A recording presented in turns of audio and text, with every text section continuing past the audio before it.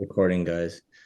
I'm Sean Devine, and Daryl and I started this during the pandemic just for fun to kill some time, and we've been bringing different people in to talk about their relationships, dolly grips, and operators. And we started again last week with Mark Catania and Dave Comides, and Clyde Bryan showed up, and it reminded me that this relationship at camera is actually a 30-person job. And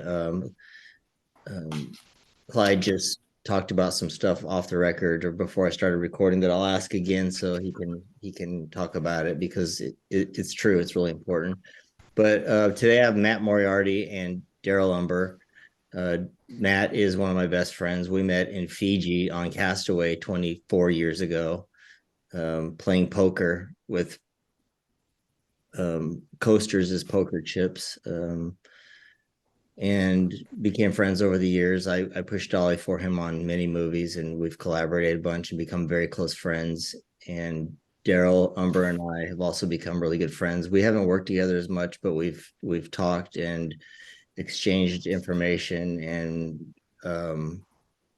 just shot the ship for a number of years now. And Clyde and I met working with Matt and John Bailey back in the early 2000s. And, you know, these guys have hundreds of years of experience. Darryl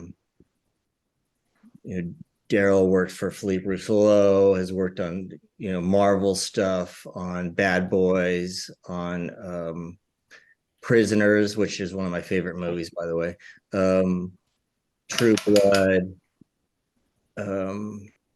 Don't get into Clyde's resume because we'll never get. Oh my God, I did. I pulled up Clyde's, and it goes back quite a bit. And Matt and Darryl most recently worked on Haunted Mansion together, but Matt also collaborates with John Krasinski on his films. He and I did Quiet Place 2 together, but he just did Imaginary Friends with Jack Lillian, who I think's here was his dolly grip. And like I said, Matt and I go back many years. But what I wanted to talk about today was the two of you and how you work together. And I had some questions that I sent you. Mm-hmm. But one of the unique things about Matt that I like, and not everybody does, not every operator, is we tend to get on the headsets, especially when you're on cranes, but not just on cranes, but on dollies. Like Matt and I did 42 together, which were it was a lot of dance floor, it was a lot of moving around and, setting up a jib arm on track and just finding the shots, kind of a Don Burgess Zemeckis style of shooting everything with wide primes and just doing the wide shots on a 35 and doing the close-ups on a 35 and just moving it all around. But I like the way that Matt talks through shots. From the focus puller to the dolly grip to the crane operators and anybody else who's involved in has a part in the shot making process. If you have some sort of cue, or even the ADs are sometimes on. And Darryl just got to experience that with Matt, and I wanted to talk to you guys a little bit. So Matt, what do you like about talking everybody through the shot? Well, I think I for whatever reason, I work with directors who are super impatient, and I feel like if everyone's on the same page, you do it in fewer takes. And I think one of the things that helps camera operators have a career is to be as good on take one as you can be, and have take one be as usable as you can be, because the best actors are almost always best on take one. And if that thing can't go in the can, it's a drag for the director. But I think one of the things, I never really thought about it, or never really dawned on me until I just heard you talking right now. But I think that doing all those years of Steadicam made me much better on the crane, because I think, and Darryl and everybody else can tell me if they agree, that almost what I do is whatever my brain would think if I was walking the shot all by myself, it just kind of falls out of my mouth. Is that how it comes across? Yeah. I mean, well, the thing about what Matt does is you're constantly refining the shot. You're making it better as you do it instead of getting a bunch of points and hoping you hit them. And you're constantly, it's land. Okay, go up 6 inches. Go, go, go, go, go, go, go. Stop. And then, okay, get ready and go, and okay, push in a little tighter, tighter, tighter, tighter. Okay, stop. Okay, pull back a half. You're constantly, go left a little bit just because you may catch a glimmer of a window in the background that you didn't see in the rehearsal that we did. So it's the way it works is we have you have an idea of I know where I'm going next. 1, 2, 3, 4, 5, 6, 7 with Matt it's up to like 14. And, but you're constantly during the shot, you're making it better, which I talked to Sean before, because I always talk to, if I'm working with an operator, I'm not, that I've never worked with before. I always talk to a Dolly grip who I know who's worked with. And Sean, I knew I knew how Matt worked, but it took a little getting used. It took like 2 or 3. It took a couple days for me to get used to. And once I got used to it, I'm like Sean. I really like it a lot because it does. You're not guessing. You're in the right spot to make the shot work better. If you come up 6 inches or if you go 2 inches to the left, it's just going to make the frame better somehow. That if he wasn't doing that, it may still work, but it's not quite as good as it would be if you just went 1.5 inches to the left. You know what I mean? So yeah, I ended up actually, I actually liked working that way, but it took me a day or two. And Matt would always say, "Let me know if I'm talking too much." I'm just saying, "No, you talk. You're helping me talk. So I liked it. It took getting used to, though. I think part of it is. Very good. Wait, is somebody trying to get in? No, go ahead. I think part of it also is like, and I'm not, maybe I'm not that big a group of people who have this opinion, but I also think that it's the camera operator's job to be in the hot seat and to take the heat for when it goes wrong. And I think that that's part of, all the shot makers, because, the traditional is 3, but now it's like sometimes 5, you had a pickle man and a chassis man or whatever, that, if all 5 people know that somebody's going to take the heat when it goes wrong, then everybody's able to function in a shot related manner instead of trying to practice defensive craftsmanship, So I think that's one thing, because first few weeks, Darryl came into that job a little bit beat up from a prior experience, and I heard some of the stuff and I was like, well, you don't have to worry on this one, because when it fucks up, I'm going to take the heat, and I don't have a problem with it. And that's the way I was raised. And, so I think that has a lot of it, because it makes me not afraid to call the shot while it's happening, because nobody's going to want, oh, well, the director's going to come yell at me. Well, he's not, so it just creates a lot of trust, I think. Yeah. Yeah. Well, that's true. And that's one thing Matt is, he's protective of, and it does, as a Dolly grip, it does take a lot of the pressure off of you. Am I there? Can I make it better? Because I have a monitor, but I'm not, it's like somebody said, like once you get lost in monitor world, you're in it, and the next thing you're slamming into shit. You can't really be in that all the time. So you can land and glance at it, but there may be something that he sees that makes it better, and I really enjoy that. But he's very protective of the shot and of the people doing it. So, so I got used to it really quick, and it did take a lot of the pressure off. And like I said, like you alluded to earlier, we get as much in one shot as we can, and that goes up to, you may be hitting 14, 15 points at some part. And at the beginning, you're going, it's like a huge dance floor. at the beginning, you're kind of thinking it just gets bigger and bigger and bigger, and you're thinking, oh my God, we'll never. But like I always say, every take is 20%. But every time you do it, it gets 20% better. After 2 rehearsals, you're going, and he may say, okay, take out number 3. Number 3 is now number 4. Okay, give me a second. Okay, we're going from there to there to there. Okay, but you always get time to work it out. And like I say, if you somehow miss it, or if you're not quite sure where to go yet, I would tell Matt once or twice, because we had so many things and something would change. I'd say, okay, I can't remember. Tell me where I'm going next. And he's like, okay, when she gets up and walks, you're going to go to the right. You're going to swing to the right. And okay, I remember that mark. That's right over the lamp. Okay, bam. So you got it. So you kind of, you help each other. He helps you through it. So it's a good way to work, I think, especially on a Technicrane. Yeah, I agree. I was thinking about when I was younger and I had more to prove, I think, and I would take more offense to be, like as if my skills were being put into question, as opposed to it being, just trying to clarify what the shot is, and as a young dolly grip, I think it would have been harder for me. Matt, I was a younger dolly grip when I started working with Matt, so he probably saw it. But I think the point is you really got to check your ego at the door and just look at it like a collaboration. Like you're not going to get everything right. You're going to make bad choices, or you're going to make a choice that's not right for the shot. So it's good to have all that decision making consolidated into one place. Yeah. Yeah.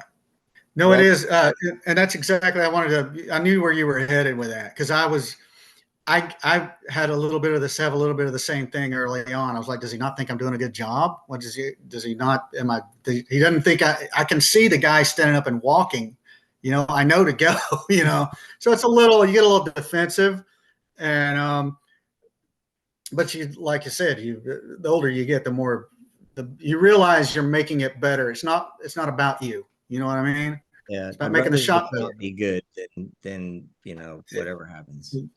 Exactly. And I early on, I was like, especially I work with an operator named Simon Jays a lot, who's a very dear friend of mine. And we would go entire days. He always used to say, I don't want to deal with a dolly grip I got to talk to. And we tried not to, we'd talk about what the shot was and we'd just do it. And there was no discussion afterward. You do it a couple of times, you move on. And I almost took that as a, that's the way it should be, but you get older and you learn, and so it's kind of 2 ways of working. So I operate under the assumption that if the shot goes bad, the camera operator is going to answer for it. So, make the camera operator happy to some extent, and, then you're good to go. Yeah. Johnny, in about 8 minutes, I have to go deal with a little family matter, but then I'll come back. So okay, no problem. Maybe Don or some other operator can represent for us while hey, before we go much further, we have Clyde Bryan in here who's now retired, but Clyde did a lot of movies, started like all the way back to the Future, but Matt and I know him working with John Bailey, or I do anyways, but Clyde just hit on something before I started recording. Now focus pullers are nowhere near camera. And it's interesting because I see a lot of seconds making lens changes. As a dolly grip, when I was around camera, I deal with the camera a lot more, like even, handling it and carrying it around, where it used to be the first AC changed all the lenses, changed all the mags, picked up the camera. Nobody else really messed with it for the most part. But now it's almost like the first AC is a more hands-off, like, to some extent, obviously. But I do miss the time when it was 3 people at the camera. So like if I have to change where the shot's going to be, now I just have to change it and hope that the AC notices that I'm, a foot closer than I was, and what did that used to be like, Clyde? I mean, compared to what it is now? Your comments about the first assistant, there's a couple of people, I won't name any names, but there are a couple of people that are very busy. When business is busy, they work a lot and they do a good job. but they'll get to the end of the picture and go to a wrap party and have to introduce themselves to the actors because the actors don't know who the hell they are. To me, that is a sad state of affairs. The best thing is that the three of you around the camera, which is the operator who's in charge of that camera movement, the dolly grip who's making all those sideways up and down moves, and the focus puller who's helping tell the story by telling the audience what they're supposed to look at. And the actor, when the actor finishes, the first person they look at is the first assistant cameraman, and if the operator is there, the next person is the operator, because at the end when they say cut, the operator's still got his head in an eyepiece. Generally, used to be anyway. You had a real connection with the talent, and the talent would often look at us and want our feedback. Did I do okay? Was this a good job? They would look at you, and if you had the emotion in your face that they were trying to put forth, they knew they didn't have to do it again. That's missing now because there's people sit back at a monitor, and the older actors, even when I was still working, they would complain that if they wanted to talk to the director, they had to go find the director. Directors used to be right there too. They weren't somewhere else. They weren't off in another room with a monitor somewhere. They were where the camera was. So actors act for an audience, and we were their first audience. And that's why I became friends with more actors than I think most people do now. The first assistant was the one who did all the work. I know seconds. My old second is building a great career for himself because all the cameramen he works for, he's the one that's on set. So they're going to think of him in the future when their person decides to leave or they can't do the show or something. They're going to say, well, I want this guy to come and be my first because I know what he can do. Are you talking about Tulio? Well, Tulio's one of them. Yeah. Jamie Pear is another one. There's a whole list of them, but there's that energy around the camera. That's the dolly grip, the camera operator, and the assistant. That, as I said before we started this, and when you get to the end of when they get there and they say cut, you all three looked at each other and you didn't have to say a word because you all knew you nailed it. This was it. We're not going to get any better than this. This is perfect. Or Clyde would turn to you and say, well, that was a train wreck. Or more like, why the fuck did you pan over there? It's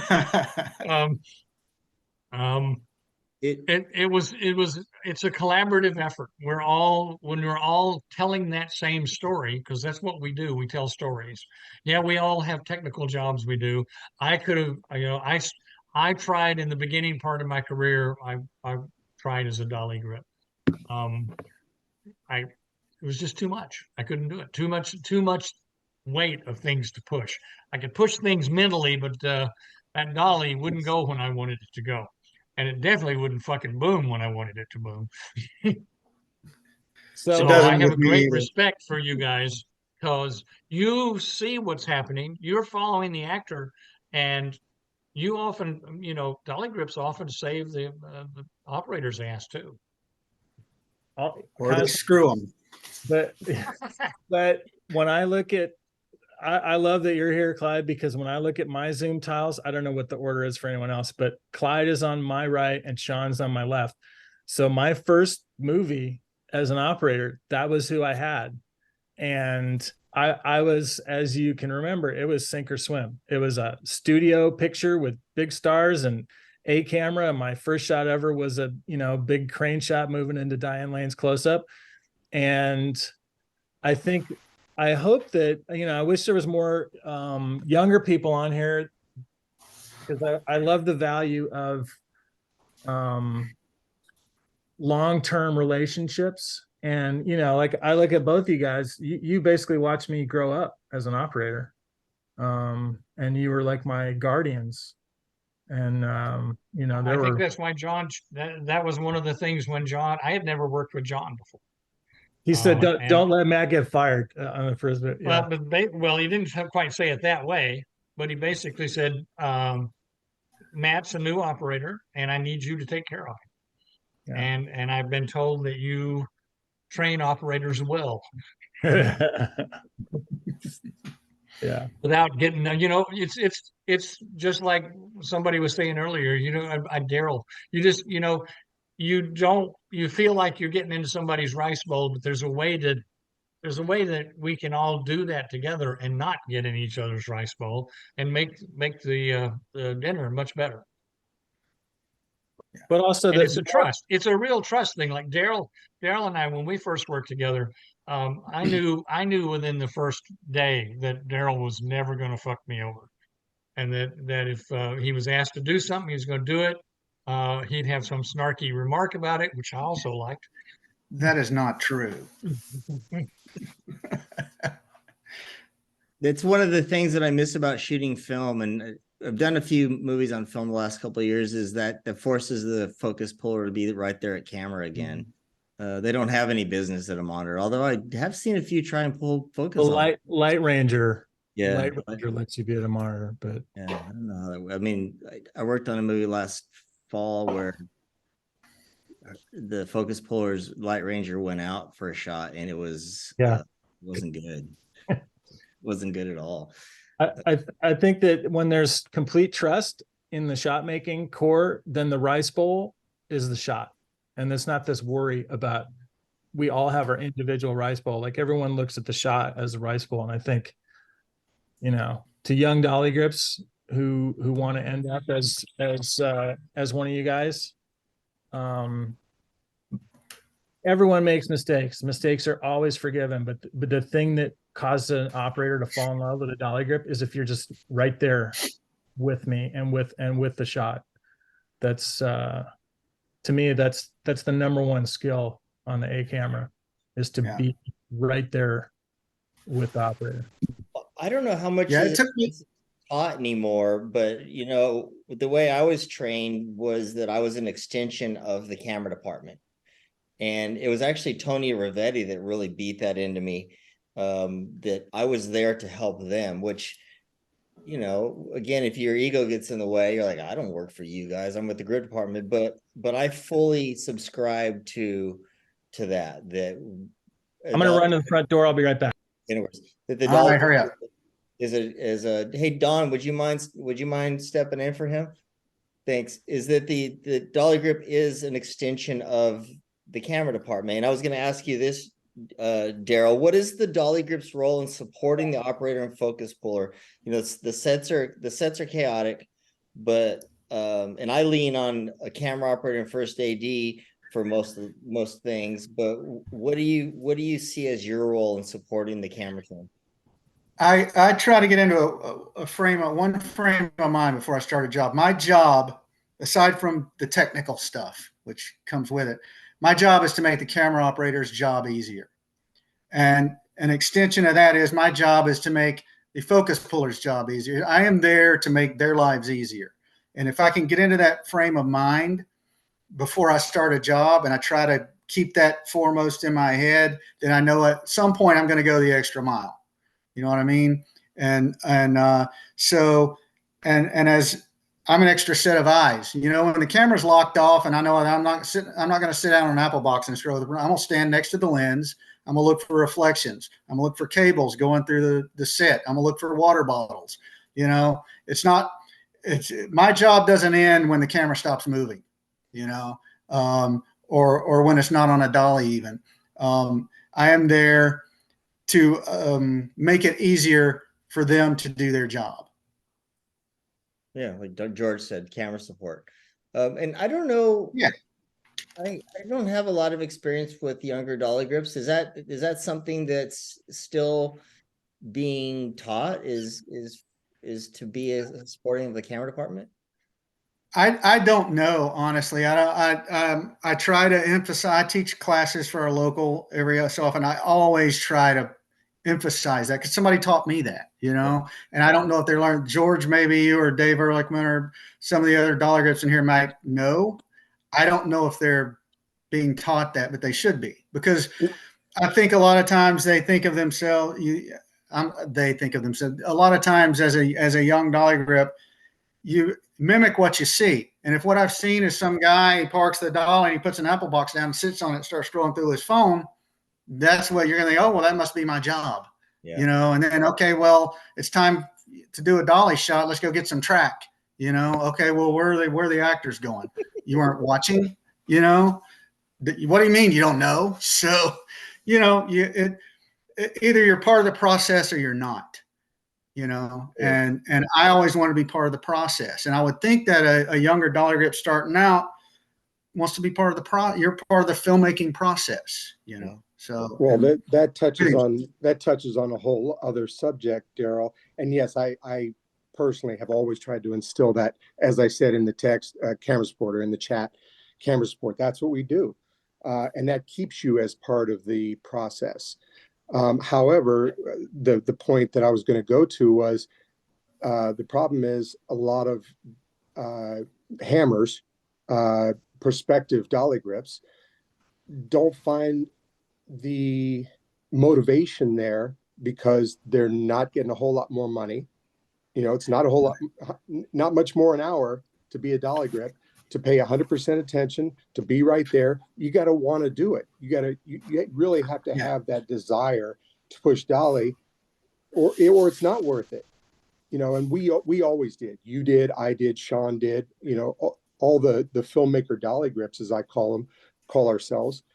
We all had that desire, and that's what's propelled us forward. It wasn't about the money per se.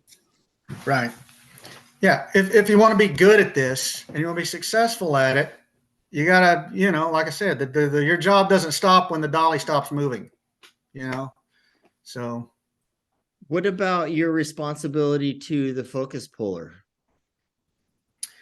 I'm always cognizant of what's going on with them, you know. A lot of times I'll ask them, how close can I get, you know? And like I said, I think I said last week, I've worked a lot with Greg Irwin, and I always tell focus pullers, because a lot of times they're not, like you said, they're not there anymore next to us. So I'll stick my head in whatever tent they're in and say, I'm going to go a little tighter on this one, or I'm going to land a little earlier on this one. I'm going to go a little faster, whatever. And I remember Greg Irwin would always turn around and just kind of look at me and go, I'll go where you go. And he'd look back at his monitor, and that was the end of it, you know. But I always try to communicate what's going on, you know. And if I see that I'm doing something that's making their job harder, because I know a lot of times if you're pulling somebody and they're off to a running start and you just got to go, a lot of times you'll preempt it. And sometimes there's been a shot or two where I've preempted it too much, not noticeable on the screen, but I know my focus, but it's been a problem for the focus puller. They're like, what's going on? You know? So I've modified it. It's okay. I'm going to wait another half a second before I take off, so I'm not getting away and they're catching up, you know, because there's a lot going on really fast. So yeah, I always try to, and I'm sure, George, all you guys, I'm sure you do the same thing. You know, we're a team, you know? Yeah, I definitely would do that. There was only one instance in my career where the focus puller was, you know, we all have a certain amount of intuition, and you can tell who doesn't have intuition and who does have it. And this focus puller was very adamant about hitting marks, and at the expense of getting the shot, basically. Right.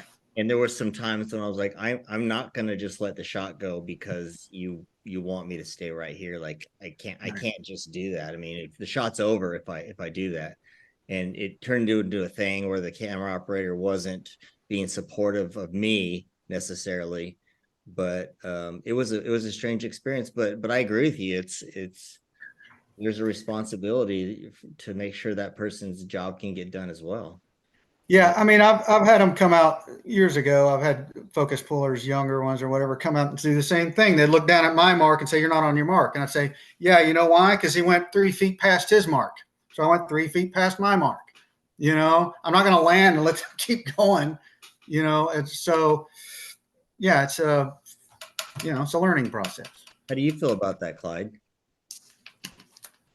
I've always, I'm going to say it again. The dolly grip is as much a storyteller as the operator or the assistant, and sometimes the cameraman as well. Um, there's no right or wrong way to do it, but the intuitiveness that you guys are talking about, the sense of storytelling is the most important part of your craft. Yeah, the technical stuff, yes, we all have that, but telling the story is more important than all the technical stuff that you can put out there. If a good dolly grip, I know Darryl did this many times. That we had young actors, and the actors would not always do what they had.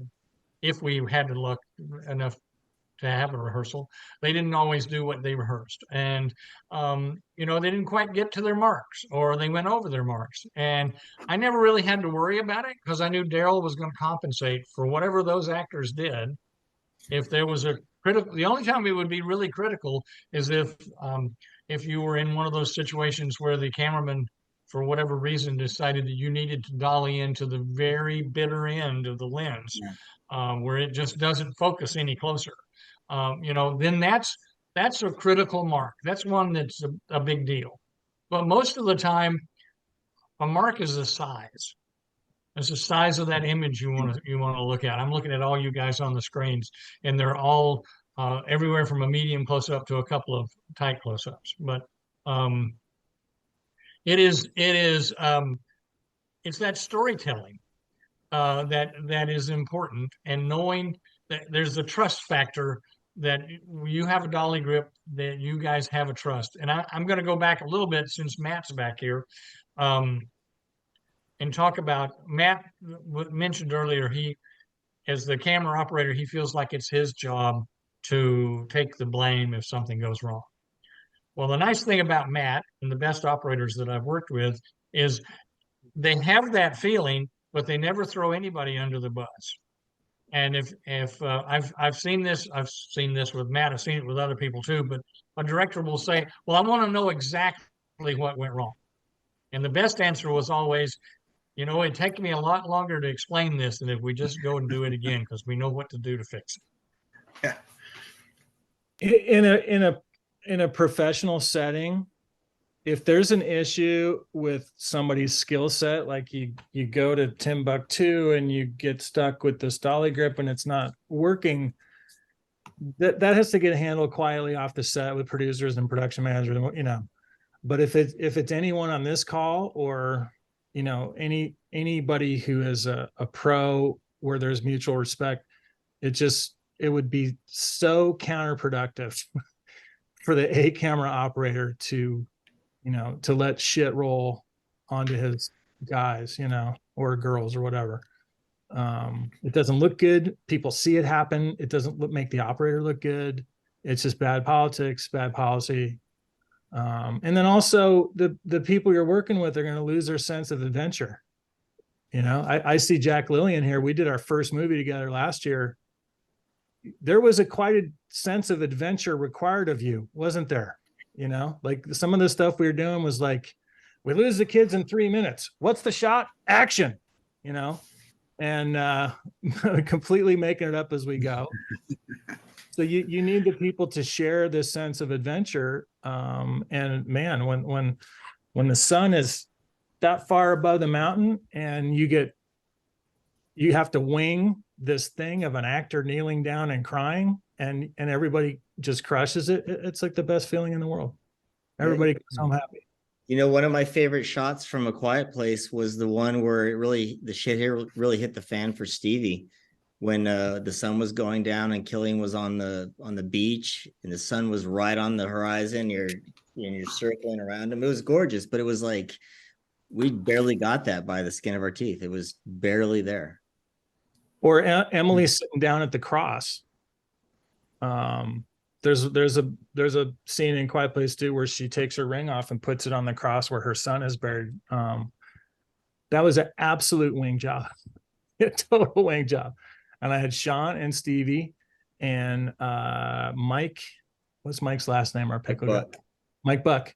And it complete wing job. Now, Emily Blunt is one of those actresses who is so easy to follow because she doesn't do anything awkwardly.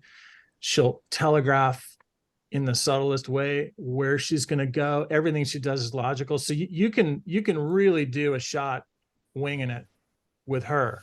So we got lucky on that account. But you know, anything that an operator would do to destroy the sense of adventure of his teammates is just not really a bad idea for your career as an operator. What did you guys do on Haunted Mansion? Did you spend most of the time on the crane? 90%. It was either crane or Steadicam. And Yeah, we were at a 45 outside and kept a 23 for inside. Yeah. And were you designing shots or were you making them up as you went along? Well, I mean, we didn't have to do too much winging because, well, how should I put this delicately? We didn't have a massive amount of creative pressure coming from another place. We just, we would kind of, should we just do this? Yeah. Well, can they look right instead of left? Sure. Darryl, go left a bunch, Yeah. But I mean, it's like I said, I knew where I was going next. We roughed it in, but then we refined it as we did it because you had to, because they were, a lot of a very young boy actor, never in the same place twice, never saw Mark. Some people never, he's young and this and that, but, and it's fine. That's part of the job.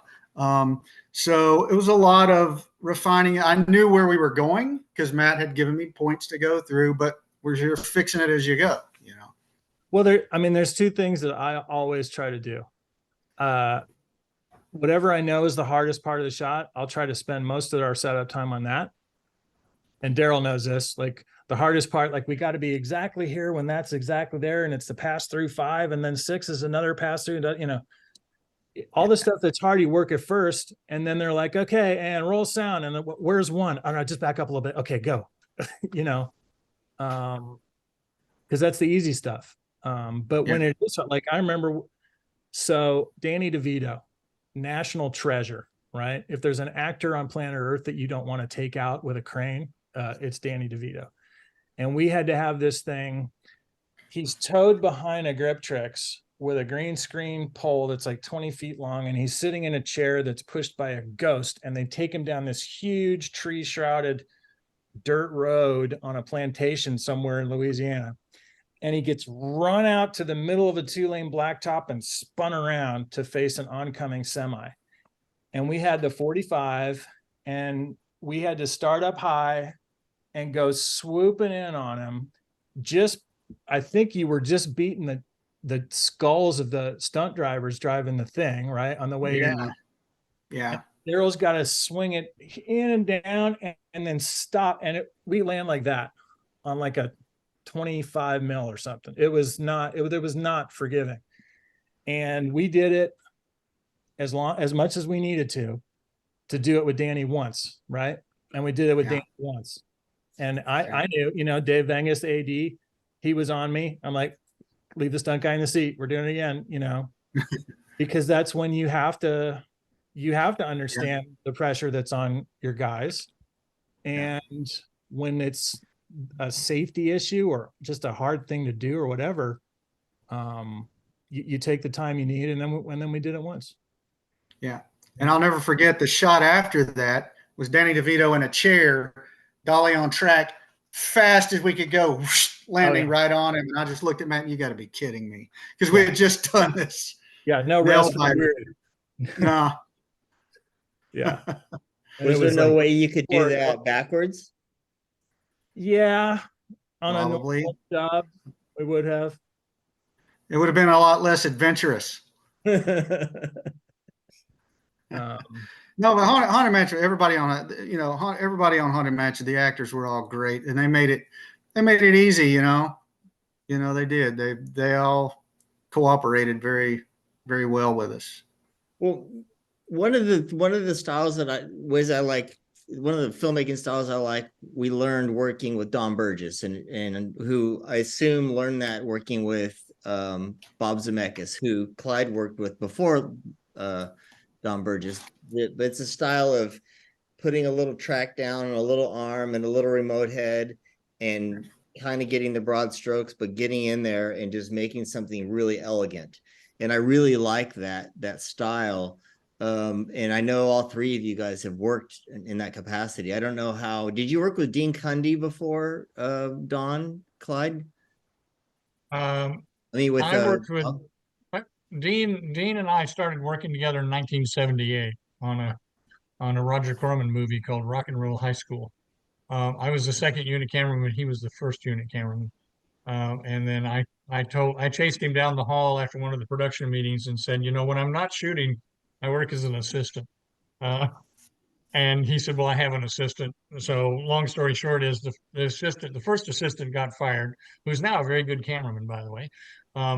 He got fired and Dean called me and said, I need you, can you come and assist? And what do we want to do about the person we're firing? And I said, well, um, we're not going to fire him. He's going to be my second. And then he went on to be my second for about 10 years after that.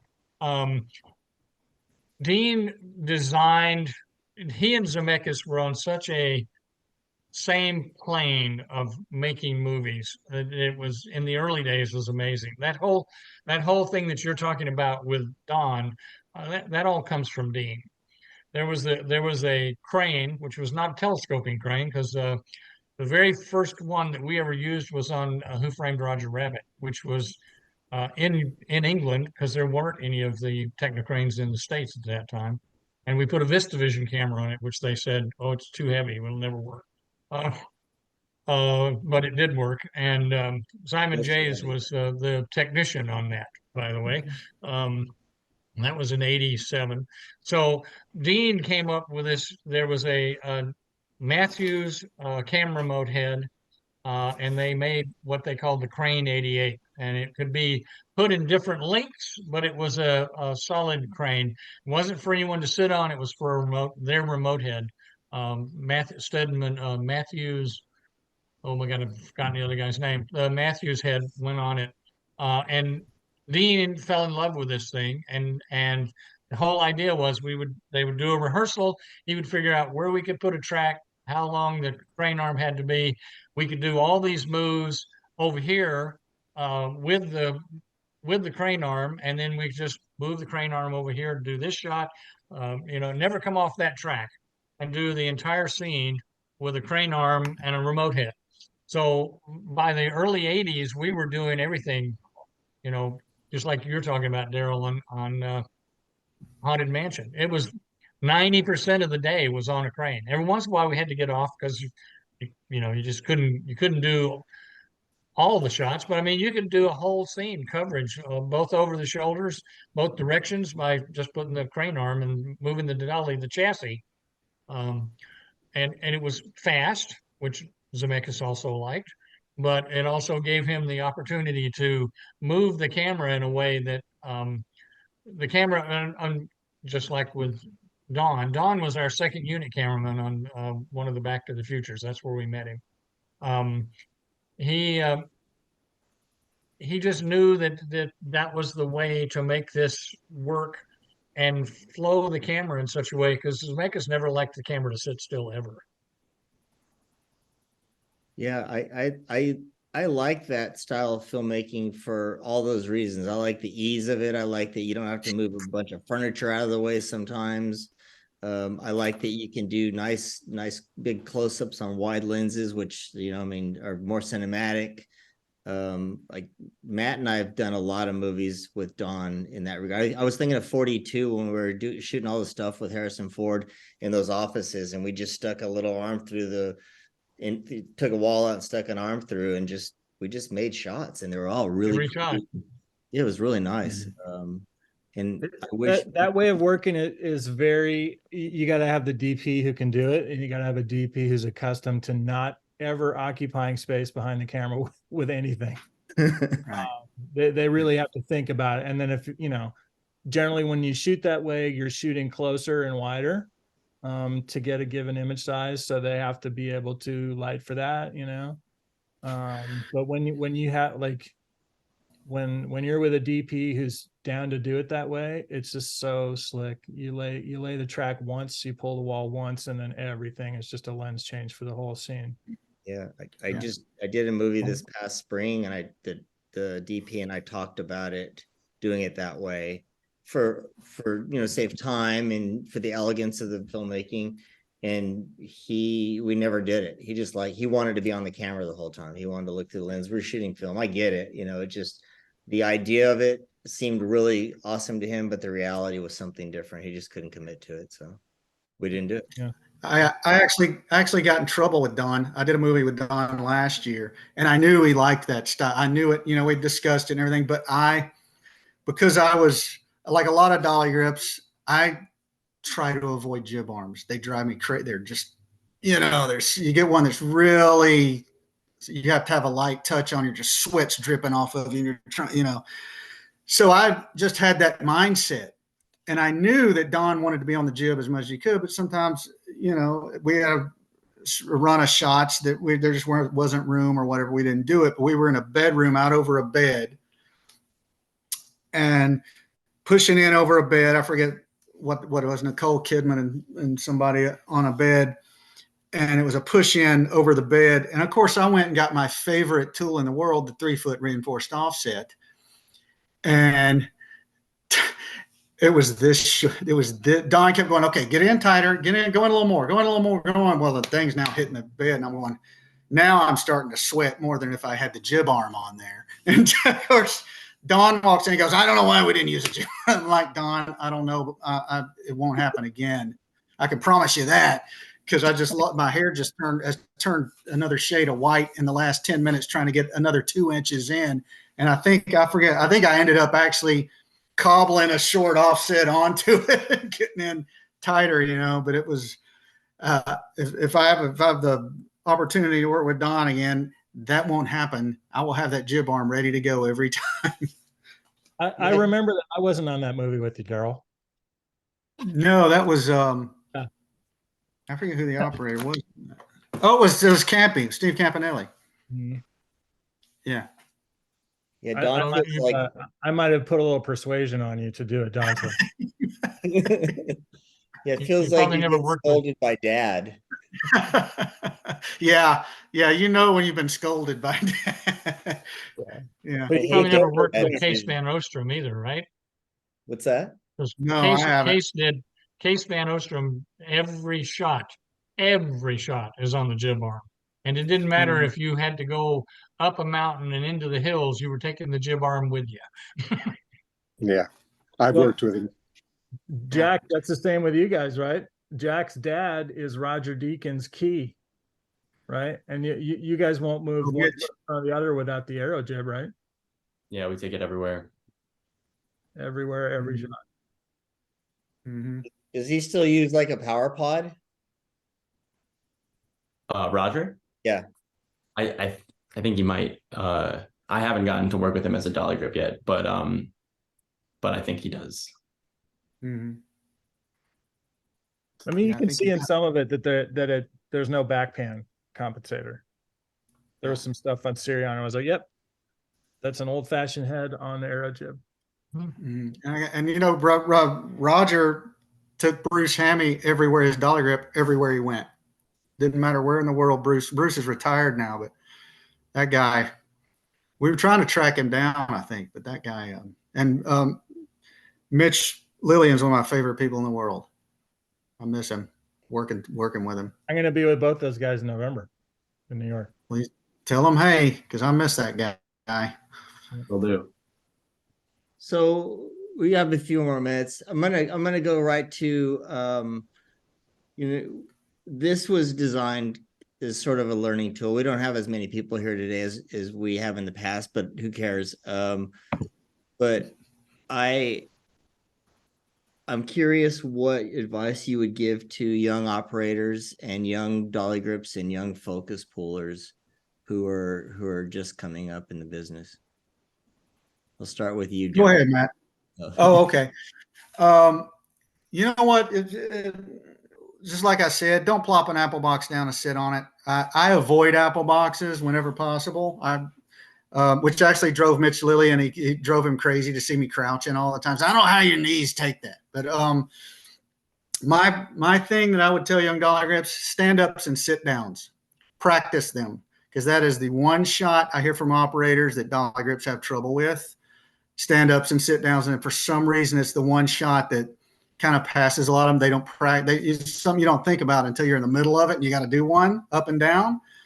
And about 25 years ago, I had an up followed by a down, and couldn't get it because I'd never practiced it, never thought about it. I thought it was probably like a compound, like one of the shots you just learn by doing on set over and over, like compound moves. And after that dressing down, every second I got, I was off to the side with a friend of mine, sitting down and standing them up, sitting down, standing them up, sitting down till We're at the pump. till I now it's one of my favorite shots. I look forward to them. I love doing them. But for a while, dude, if a stand up or sit down, if I saw it coming, I'd break out into a sweat because I knew what was coming with it. So if you're a young dolly grip, if you can nail a stand up and a sit down, that will amaze an operator more than anything I've ever seen. So practice them. Hey, I don't Darryl, even look at the marks on the arm when No, I I don't either. that was my I next look at question. what the relationship is to the camera to the person, and I follow that. Yeah, Exactly. that's my next question. Darryl, where are your eyes when you're doing a stand-up? It's on the space. It's on the space between the matte box and the actor's head. Yeah. You don't look. You look directly in the middle between them, and you can see both in your peripheral vision, and you just match their head. That's what I do. That's what Don't I look always say. The movie's not down there. The movie's out there. Don't look at the marks. You'll find that if you do that little trick, and after you get the shot, you look down, you've almost always nailed it on the mark because that's what you've set it up for. You're close enough. Yeah, close enough. Unless there's a backlight or something, you got to get up high to miss. Exactly, yeah. Don't say anything. Just it's fine. I was in Boston with and we're doing a bunch of courtroom stuff, and the B camera dolly grip was having a hard time with it, and the B camera operator wanted to get rid of him, and I went to him. I said, "And get who? Who are you gonna get? Like, they're not gonna fly somebody else in, and there's nobody else here." I'm like, "You're gonna have to tilt. You're gonna have to tilt more. I'm sorry, but You got to tilt. Yeah. how about you, Clyde?" It's the back wheel, buddy. Yeah, I'm using that one. The one that's poking your belly. Yeah, the one that you're hanging on to, hoping that the dolly grip's going to do all your work for you. Conrad used to always say when we'd set up a dolly shot, that the best dolly shots in the world were the ones where the operator didn't have to do anything. He had to keep his eye in there and make sure they were in the front. But really they didn't have to move anything. The dolly grip did it all. You pushed in and you did that move up into a close up. You shouldn't. He'd say that was a tie off. This operator can step away. You just have the dolly grip do it. We'll do it like that. That's looking at the marks. Yeah. I'm with Darryl on that. If you have to look at the mark, you've taken your eye off what's going on. Right. Exactly. And the same thing was on the lens. Once you've done it a while, there's especially if you're used to a certain set of lenses or something, how far to move that lens. You don't really have to look over to make sure. You might look over right at the end and go, yeah, I'm there. But you're watching the actor. You're part of that storytelling process. I can't say it enough that we're telling a story with the camera. And all of us are telling the same story. And when we are all telling the same story, that's when the magic happens. That's that great feeling that you get when the camera turns off and you all look at each other and nobody has to say, well, we could do that better, or we missed this little part. Right. It's just beauty. Yeah, I mean, if you get your mechanics down, forget the dolly and forget the crane. That's just something to hold the camera up. Once you've done it enough and you've practiced enough, you're not even thinking about what your hand's doing. You're just going. So as a new Is someone new to it? Yeah, because I've been for the last few years I've been teaching um, aspiring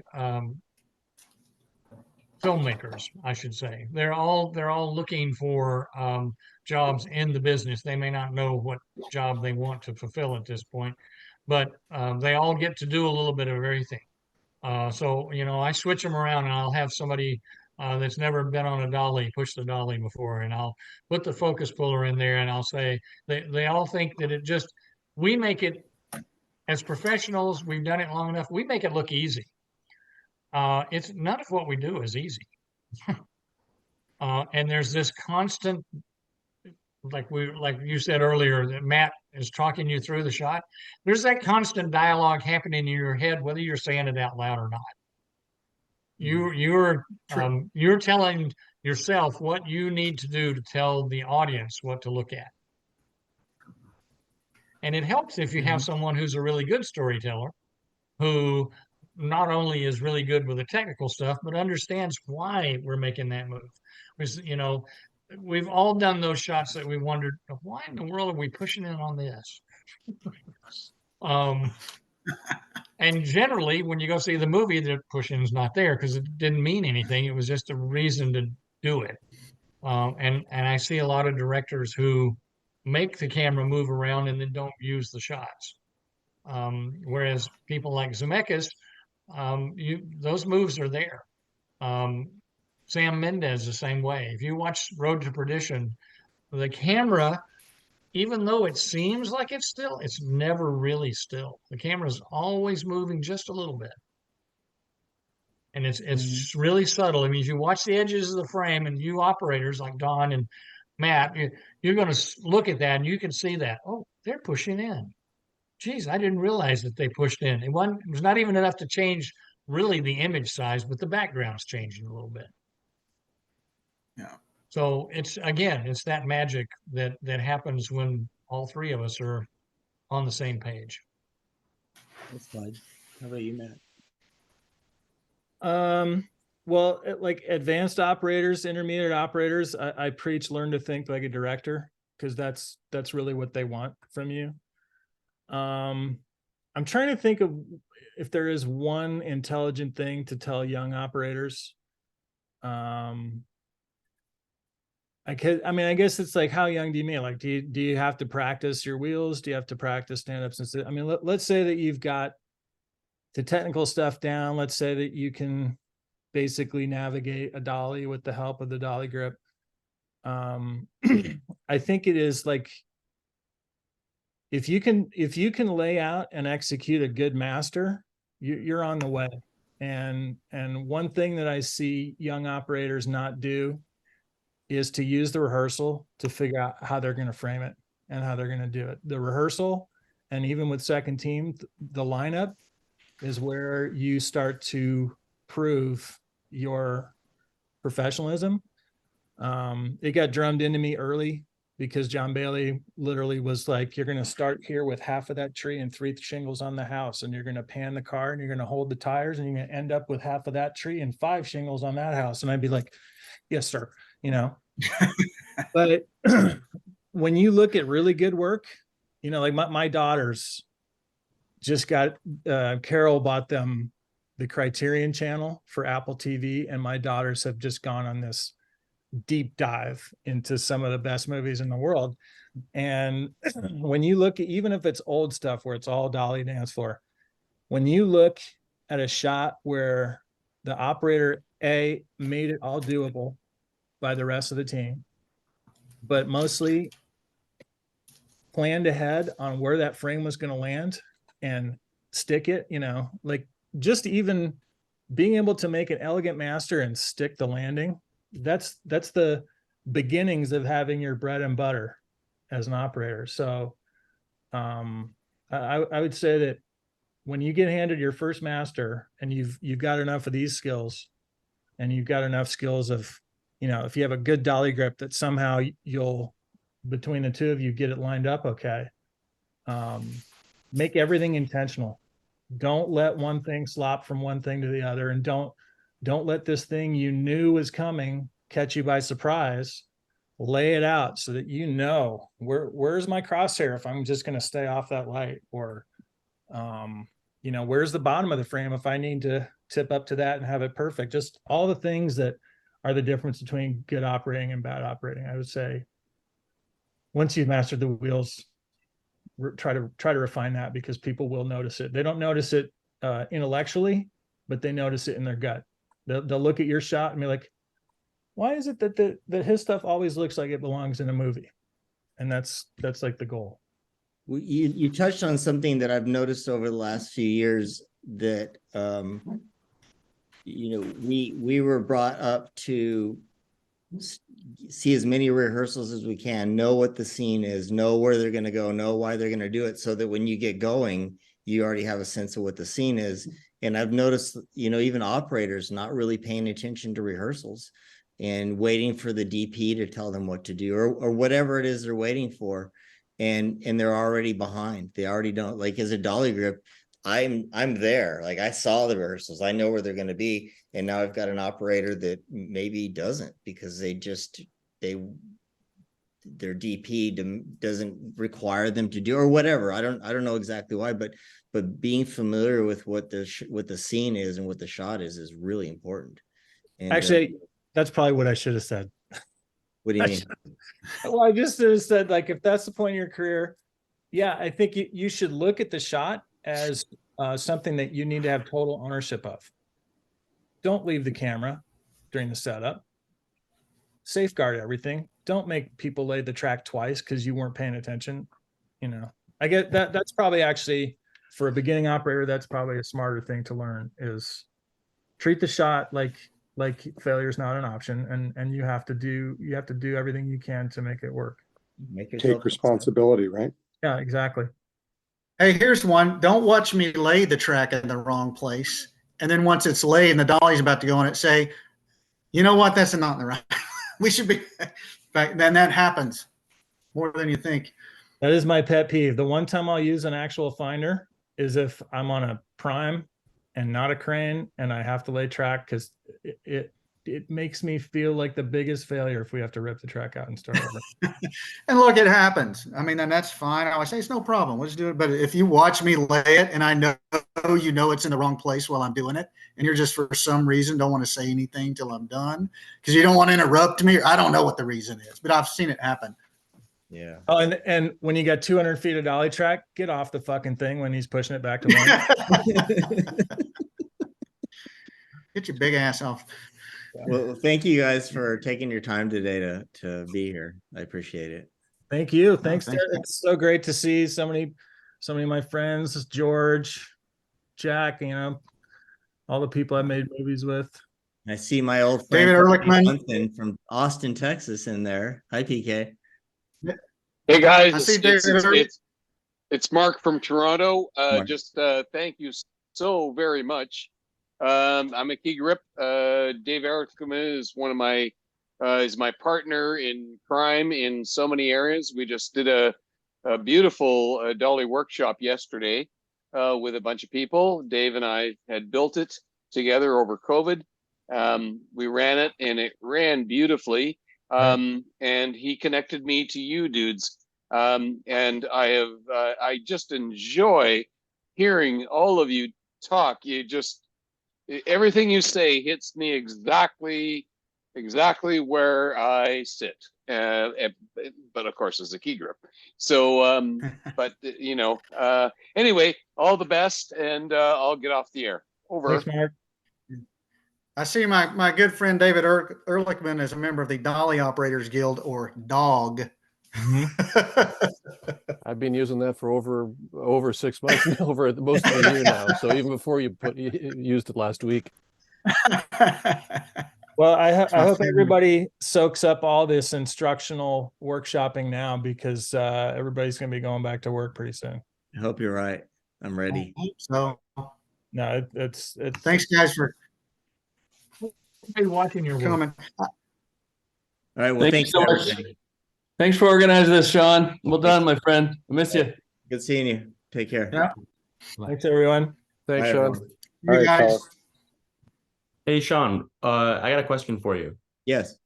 Is the there was an episode of this with Sanjay Samy a while ago. Is that accessible somewhere? No, I was inept when we first started this, and the first 3 episodes aren't available. I'm so sorry. I missed Okay. Sanjay and Moose Howery with Dumber.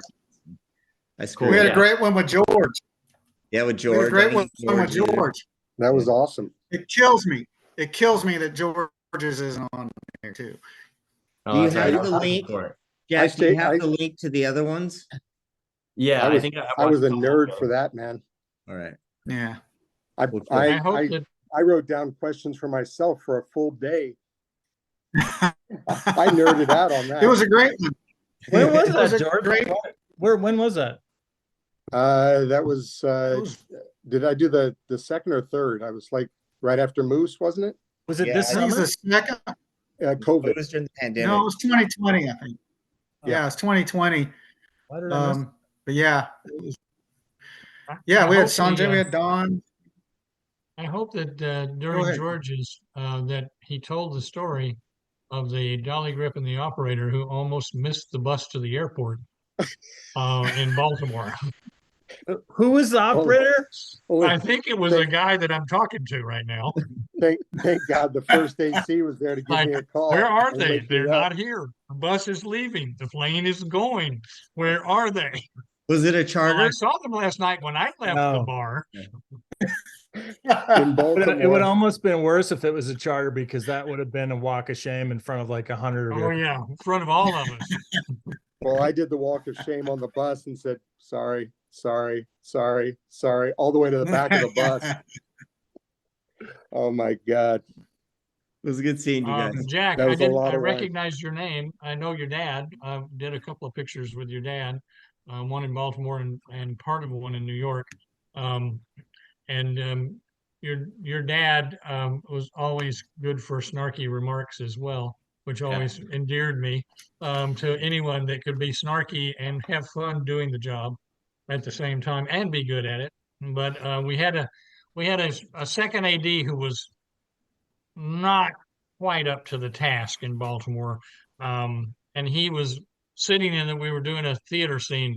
Actually, it was supposed to be a concert. And this AD was sitting around telling this story about his heritage, and was talking about how he was half this person, half this ethnicity, and half that one. And your dad said, yeah, and half stupid too. Oh my God. Oh man. Jack, just to I'll remind him of that. Jack, Matt speaks very highly of you, and you and people like you are the future of our craft. So keep up the good work. Oh, thanks. Well, I learned everything I know from Matt. So Good teacher. I think probably learned it from Mitch Lillian. We all learned it And from Matt someone. learned a little bit from me, but he threw a lot of it out too. No, I kept it all, man. I just don't give you any royalties. Clyde, That's you- okay. I don't need them. I'm fine with that. But it's I'm not the most maybe sensitive to working with new operators. I'm good at helping them out and doing that because I feel like that the really good operators, they're going to be storytellers, so they're going to be all right. But when things go wrong in the shot that the operator sort of missed, I was the one that the operator always heard. You guys know Brooks Robinson, I'm sure. Not the baseball player, but the camera operator. He said he always told me I knew when I'd fucked up because I could hear you go, ugh. Well, sometimes shot, or like it's not even if the shot goes bad, but some actor does something ridiculous, and the focus is going to go, but in the middle of the shot, be like, oh fuck, right next to the camera. Which, when you get to a certain place in your career, you can get away with. Yeah. I don't advise that for people starting out. Clyde, did you know that you gave me the best rap gift I've ever gotten on any job ever? Was it a book, and who was it signed by? It was a book called The Known World, and it was signed. I guess you got it from that bookstore in Mississippi, and it won the Pulitzer that year. It was really Yes, great. he did. Yeah. He did. And I gave Matt one 1 year Oh, that turned out that was very special to him that I didn't know it was when I gave him the book. But you came to me almost in tears to tell me how much that meant to you. Yeah. Because of your dad having been in the movie, I think. Yeah. I love those gifts. Those are the best gifts. My favorite Clyde story with the operators is that there's a guy who shall remain nameless who was a little bit priestly and not much of a team player. And at one point, Clyde had mentioned something about the frame, or this stuff that's nice when your colleague says, "Hey, are you going to see that water bottle?" Just simple stuff like that. And he had kind of snapped at you like, "Listen, I'm the operator and you're the focus puller." So then they're going to do this thing, which is some kind of crane shot, dimly lit, and they're going to slide around. They're going to find a bed, and they're going to go around the bed and push it in the girl's face. And the actress had taken her Uggs off and just left them on the foot of the bed. And as you start the climax of the shot, 2 or 3 takes in a row, you're coming around and you really strongly feature these Uggs and push right into her close-up. And Clyde's just kind of watching this like, I'm going to wait till they call print. And then perfect take. And then without cutting the camera, because Clyde's got the button, right? He walks right out in front of the lens as the camera's resetting to 1. He picks up the Uggs and he walks right up to the lens. He's like, "We should probably go again because these were in every take." And then he cuts the camera. I was like, nowadays my kids would call that a flex. I call it a full he bus had been run really over. rather rude to everybody on the set. In fact, this particular operator on this particular show, I didn't start the movie, but I got called in because somebody left, and it was actually in Baltimore too. So I get there and I've gotten to the hotel. I'm sorry, it was in Pittsburgh. So I got to the hotel. They were shooting night stuff. So I thought, well, I'll go. The location is not very far from the hotel. I'll walk around to the location and go say hi to everybody because a bunch of my friends were on the show. And so I go around and the street is all lit up. There's people standing in little clumps everywhere. The camera's up in the hospital room and stuff. And there's nobody anywhere around it. I can't find anybody. It's not lunchtime. There's nobody on set. So I wander around until I find the camera truck, and I went into the camera truck and I said, what are you guys all doing in here? What's going on? He says, my friend says, well, right now, there's a big meeting going on because the camera operator says he quits as long as this guy on the dolly is doing the job. And the director says he doesn't fire anybody. So we don't know what we're going to be able to do. And the picture only got worse from there. And that was the same guy. Operator That was the same guy from the alienated. Uggs? Yeah. This guy alienated everybody on the set. I know exactly. It was all about him I'm not all the gonna time. No, you know who it is. Ooh. Did we record all that? Okay, Yeah. good. You got the, Sure, we did. You didn't get George Santapietro, but you got that. Well, those are the stories and the lies that we all tell, I mean, hey. Yeah. I'm ashamed of myself for No, don't be ashamed. I once shot about 400 feet of Jen Garner's close-up, and at the end, I went to turn the button. I realized it hadn't been flickering. We all fuck That up. happens. Right? Yep. All fuck up. Yeah, Todd Henry loves to Everybody tell the fucks up. story of on all one of Rob Reiner's movies. And Cal Roberts was the assistant, and they had set up. It was a big master of the American president, big master of the room, 35 millimeter lens. John Seal was the DP, and they had rehearsed and done everything, and then gone to lunch, and then come back, and they start shooting this master, and the operator Todd Henry. During the shot, he kept thinking, well, my eye's getting tired. He kept rubbing his eye, putting his eye back in there. And finally, he opens up his other eye and he sees Cal Roberts with his hand on the knob, falling asleep. I'm just slightly turning it all the time. Was he wearing Speedos? No, but he was wearing those little tiny. He had this, Cal had probably shop at the kids department. He was such a little guy. But those things.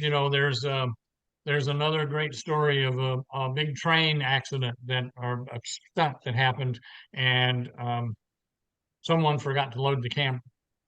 And they went to the director, and when they found out that It was the main Billy camera, Clevenger, and it was Billy Clevenger, yeah, and Robbie Greenberg was the D.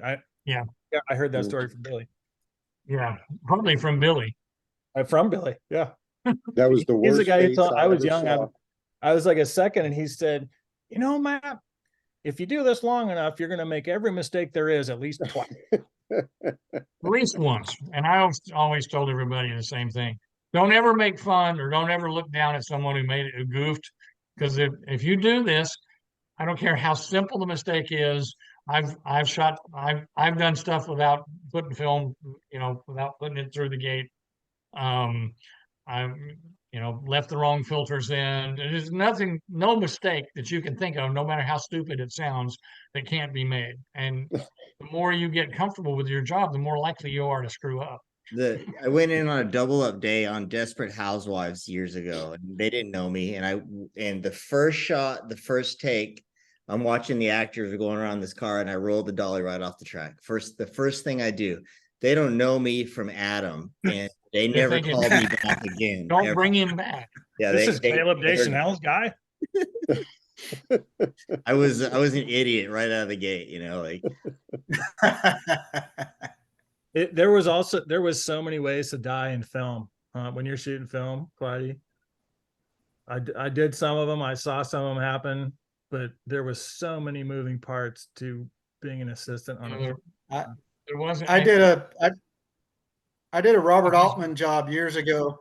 We shot all night hurricane scene all night long. Ritter fans, the whole thing. Found out somebody left an ND in the camera and it was not usable.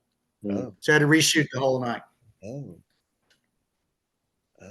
There, on Private Benjamin, there's the great story about they went out, they shot all that stuff in the desert, and it was really bad. The wind was blowing, the sand was everywhere. So the assistant decided that it was not safe to check the gate, and so they only shot one roll of film, but it took all day in the desert with Goldie Hawn. And they got to the end of the day and got to the truck and opened it up. He'd never threaded it. And I shot two things without putting film in the camera. It happens. Yeah. Yeah. Stevie Meisner did it twice on the same show. Shot Dolly's off the track like a rocket sled. knocked clocks off the wall with Technicranes. The first job I did with Don, we were doing like a dining room scene for a Thanksgiving scene, and the camera's like on a little jib on a high base going across the top of the table, and I'm watching where the camera is, and I rolled the high base off the track, and it was down to the floor, but we were in a small room. It was fucking loud. And everybody's looking at you. I accidentally hit the boom handle and set the camera down on top of a $200,000 car not very long ago. Put a little tiny, I didn't say a word, but I just kept looking at it. Huh? Little dimple in there, huh? Yeah. It's a little tiny one. It's his character. I don't know anything about it. I don't even know what movie it was anymore. Yeah. Nobody cares. That's the thing. Nobody. I mean, people who are valuable will always have their mistakes forgiven. And when you had one of the best pieces of advice that I would give anybody starting in this business. Not if you make a mistake, but when you make a mistake, own up. Mm-hmm. Be the first one to say, you say, I take the blame. You take the blame. If you know you made a mistake, take the blame right there. Because you'll get more respect for saying you screwed up than trying to hide it. Because There's no way to hide it. Eventually it's coming out. Well, it's probably was easier to hide it the day of in film because a lot of times they wouldn't know that you screwed up until later. But now with everybody looking at a monitor, it's the things that I see on my television screen when I watch stuff now that get left in the shot. I don't know how people miss this stuff. Yeah. So everybody's watching, and that's the kind of thing that the Dolly group would say. Are you going to see that? Do you see that water bottle over there? Do you see, do you see that light stand? When I look at my monitor, the light stand's in the frame. But that's kind of it though, right, Clyde? Like not everybody's watching. They're not I don't watching. think They're not. I don't think they do miss it, Clyde. Sometimes I think that's just the best they can get. Oh, yeah, maybe. But that's Unfortunately. sad because there's a simple way to fix it. Yep. Pay attention. You mentioned in the old days how it took longer for somebody to realize you fucked up. I'm going to tell one more story before I go. First Top Gun, they're on the aircraft carrier and they're doing all these whip pans following the cat shot. And somebody had just moved up and they were on the X camera or the K camera or whatever, Tony Scott's, 27 cameras. And out there shooting, F-14 takes off. Everybody gets it great.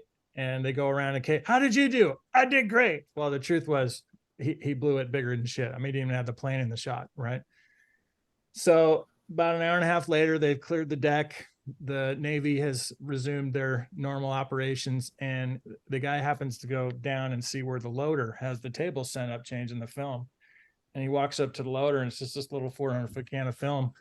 And he says, hey, is that the roll from the K camera? He's like, yep, K-16. That's it right there. And he goes back to loading. The guy grabs a film can and chucks it into the ocean.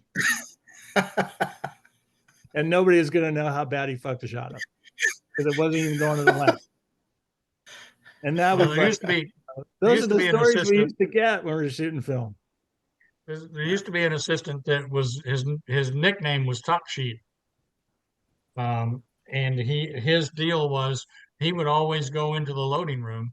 He kept notes all day long of all the mistakes he might have made. If he stopped down, he thought that stop was going to be hard for him to work with, and he got a 2.8. He'd put it at a 4, and he'd make a note of it, and he'd go and put it on he'd take the top sheet that only goes to the lab, and write on there, push this one stop. That's genius. Yeah. So and I think it was Tony Rivetti that said he used to take the lenses and take a Sharpie and mark out where it said T2 and tell them that no, it only goes to 2.8. 2.8's wide open. I wonder how many people did that though. Like would change the lab notes to accommodate the. He's the only person I ever heard of doing it, and he takes some had it down creativity. because there were multiple copies. For those of you who don't know, there was like 5 copies, and the top sheet went to the lab, and that's what the lab looked at to know what kind of film it was, what their processing was, whether it was push or pull, or add color or whatever. And the other copies some went to production, some went to the editors. Well, those other copies would not have these notes, only the stuff that went to the lab. So he, as far as I know, except for his loaders telling these stories on him later, they never knew that okay, he didn't want to shoot this at 2.8. He shot it at 4 and had the lab push it a stop. Wow, that's so funny. I Can't got to get away run. with that now. And the monitor is pretty much, it is what you get. George, you got to go. Yeah, good to see you guys. I got to go Good to too, see you. fellas. Good, George. Always a Bye, pleasure. everybody. I'm going to end this I'll talk to meeting. you. I'll Great talk Much to to you see love. later. you. Bye. Take care. Thanks again. Thanks again.